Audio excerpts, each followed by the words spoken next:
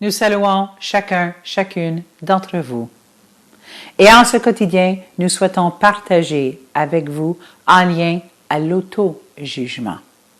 Quel est le sens de l'auto-jugement? Pourquoi cela existe-t-il? Et à quoi cela sert vraiment? Le jugement est fort répandu chez l'humain.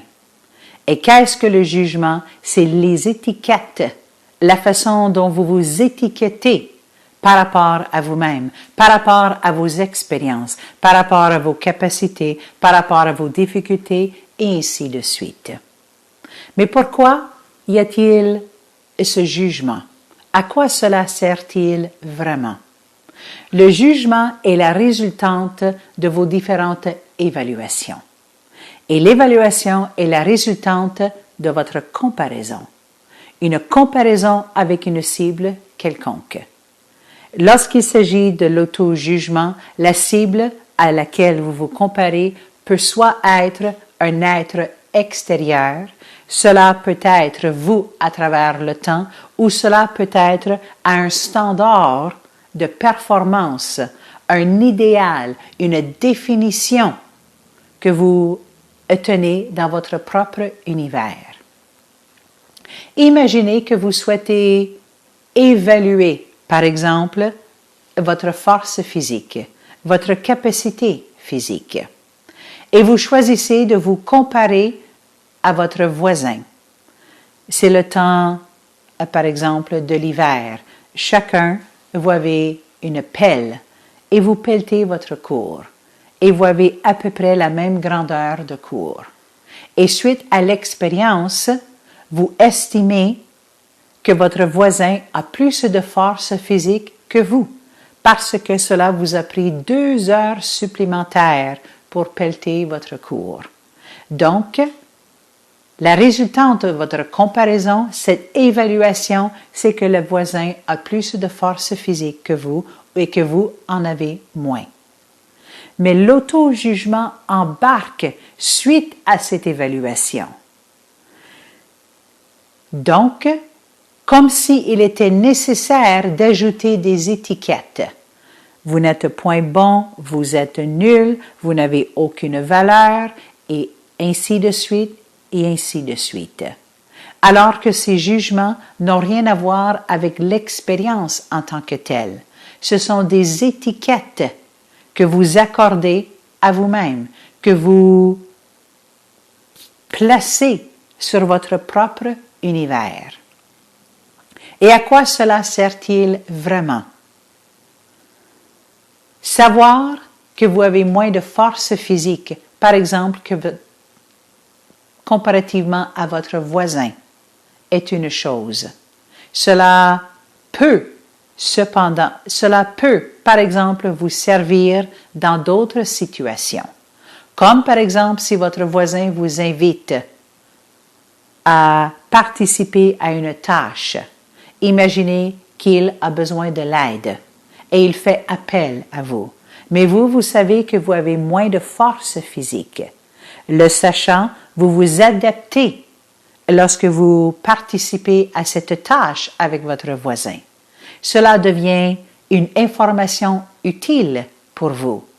Mais les étiquettes et le jugement que vous vous êtes donné, que vous êtes nul, sans valeur, non point bon, non point bonne, et ainsi de suite, à quoi cela sert-il? Au contraire, cela vous empêchera fort probablement de répondre à l'invitation du voisin à participer à une tâche commune.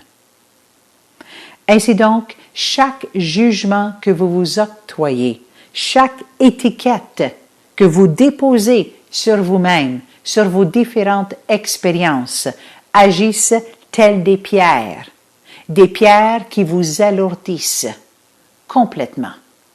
Alors, au lieu de vous promener dans la vie avec beaucoup plus de légèreté, avec beaucoup plus de joie de vivre et avec beaucoup plus d'ouverture à la vie et voire même ouverture face à vous-même, vous vous promenez avec un sac à dos rempli de pierres lourdes.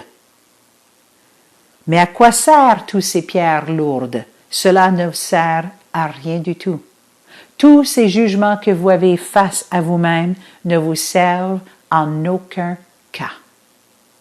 Une autre façon que le jugement se répand avec beaucoup d'aisance chez l'humain, c'est lorsque cela est accompagné par l'émotion de la culpabilité. Et l'émotion de la culpabilité est une émotion qui est un poteau indicateur que l'acte que vous avez posé n'est point juste. C'est-à-dire un acte qui a engendré des conséquences non point bénéfiques pour autrui et pour vous-même. Ainsi donc, l'émotion de la culpabilité vous permet d'en prendre conscience, mais beaucoup d'humains, lorsqu'ils prennent conscience que l'acte posé n'était point juste, marinent par la suite dans cette culpabilité. Donc, au lieu que cette émotion vous sert pendant 15 ou 20 minutes du temps terrestre, elle se prolonge pendant des heures, voire même des quotidiens, des mensuels et pour certains des années du temps terrestre. Toujours alourdie par cette culpabilité. Mais l'émotion de la culpabilité est une chose, mais le jugement que vous vous donnez à vous-même, animé par l'état de la culpabilité, est un autre niveau. Et le jugement que vous vous apportez à vous-même, lorsque vous êtes animé par la culpabilité, vous ancre dans cette émotion de la culpabilité. Et c'est ainsi qu'elle peut durer pendant des mensuels et des années du temps terrestre.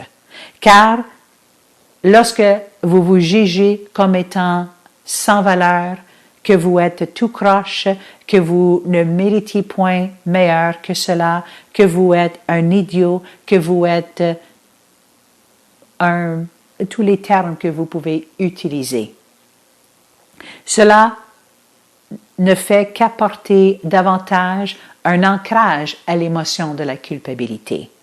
Et lorsque vous avez la culpabilité, ajoutez à cela les différents auto-jugements, il en va de soi que la suite devient l'auto-punition. L'auto-jugement, lorsqu'il y a la culpabilité, crée les conditions à l'intérieur de vous à l'auto-condamnation. Et lorsqu'il y a la condamnation, par la suite, il y a la punition. Donc, l'humain se punit, s'auto-flagelle, se rend la vie très difficile suite à ces auto-jugements qui fut accompagné par la culpabilité. Et c'est ainsi que l'humain s'alourdit grandement, grandement dans la vie. Il ne s'agit plus d'un sac de pierres lourdes, il s'agit certes de grosses pierres, telles des menhirs que vous traînez avec vous. Et par la suite, vous vous posez la question à savoir pourquoi la joie de vivre n'est point au rendez-vous, pourquoi la vitalité n'est point au rendez-vous, pourquoi la vie vous semble toujours difficile et que vous marchez à contre-courant. Mais tout cela provient de l'auto-jugement. Nous ne sommes point à dire vous devez vous débarrasser de l'émotion de la culpabilité. Elle a sa place, mais sa place en tant que poteau indicateur, non point en tant que bain dans lequel vous devez y plonger et y demeurer des heures et des quotidiens durant.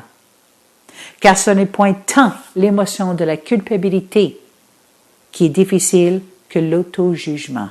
Toutes ces étiquettes que vous avez par rapport à vous-même, par rapport à votre personnalité, par rapport à vos capacités, par rapport à vos compétences, par rapport à vos difficultés, par rapport à ceci, par rapport à cela.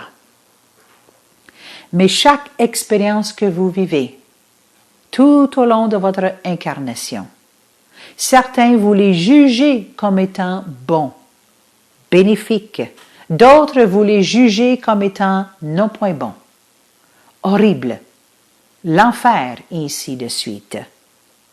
Mais chaque expérience de votre vie a toujours quelque chose à vous enseigner, quelque chose à léguer. Parfois, lorsque l'émotion, nous allons dire, attachée à une mémoire du passé s'éveille en vous. Par exemple, Vous avez vécu une expérience difficile. Cela crée en vous des sentiments tels un sentiment de ne point être digne ou un sentiment d'être un imposteur, un sentiment de ne point être à la hauteur, peu importe. Vous avez vécu une expérience ou voire même quelques expériences et cela a engrammé en votre propre univers un sentiment de ne point être digne. Lorsque cet état s'éveille en vous, quelque chose se déclenche qui éveille cette mémoire de ces expériences du passé. Si au moment où cela s'éveille en vous, immédiatement vous appliquez des jugements face à vous-même. Je ne suis point digne, je suis complètement nul, je ne mérite point mieux que cela, je ne vaux absolument rien, je ne serai jamais à la hauteur, et ainsi de suite. Vous fermez en quelque sorte ce que cette expérience pourra vous enseigner, vous placez le couvercle par-dessus l'expérience et vous l'étouffez, croyant qu'en l'étouffant ainsi, elle cessera de s'exprimer. Mais ce jugement que vous placez sur vous-même ne peut point étouffer l'expérience du passé. Avec le temps, cela fera une pression à l'intérieur de vous. Donc, ces auto-jugements, à quoi cela peuvent-ils véritablement vous servir? Elles ne peuvent point vous servir en aucun cas. Car en plaçant le couvercle, vous vous coupez vous-même de ce que cette expérience pourra vous enseigner, de ce que cette mémoire du passé pourra vous enseigner, pourra vous léguer. Imaginez qu'au moment où cela s'éveille à l'intérieur de vous, c'est pour justement une très grande guérison, voire même une très grande libération. Vous avez les sensations, vous avez les états du passé, les images de ce que vous avez vécu du passé s'éveillent en vous. Et au lieu d'être pleinement présent à tout ce qui se passe à l'intérieur de vous, vous ne souhaitez point revivre ce que vous avez estimé comme étant difficile. Vous ne souhaitez point le revivre à nouveau. Donc, vous placez le couvercle avec des jugements par rapport à ces expériences du passé. Et c'est ainsi que vous vous coupez vous-même, de vos propres mémoires, de vos propres expériences. Et c'est ainsi que vous vous promenez dans la vie, l'humain se promène dans la vie avec toutes sortes d'étiquettes, avec toutes sortes d'auto-jugements, croyant fermement que cela représente ce qu'il est véritablement. Mais tous les jugements que vous avez face à vous-même, nous pouvons vous assurer que ceci n'a rien à voir avec ce que vous êtes véritablement. Vous n'êtes point un amalgame de jugements et d'étiquettes. Votre valeur à la vie, votre valeur à la terre, elle est tellement plus grande de ce que vous pouvez y percevoir. Et surtout, tellement plus grande de ce que votre jugement face à vous-même pourra vous dire. Donc, comment contrer ce mouvement d'auto-jugement qui est très destructeur pour l'humain? Car cela vous coupe, nous le répétons, de votre créativité, de votre inspiration, de votre joie de vivre, de l'abondance, de l'état de la santé, du bien-être, et ainsi de suite. Donc, comment contrer ce mouvement d'auto-jugement?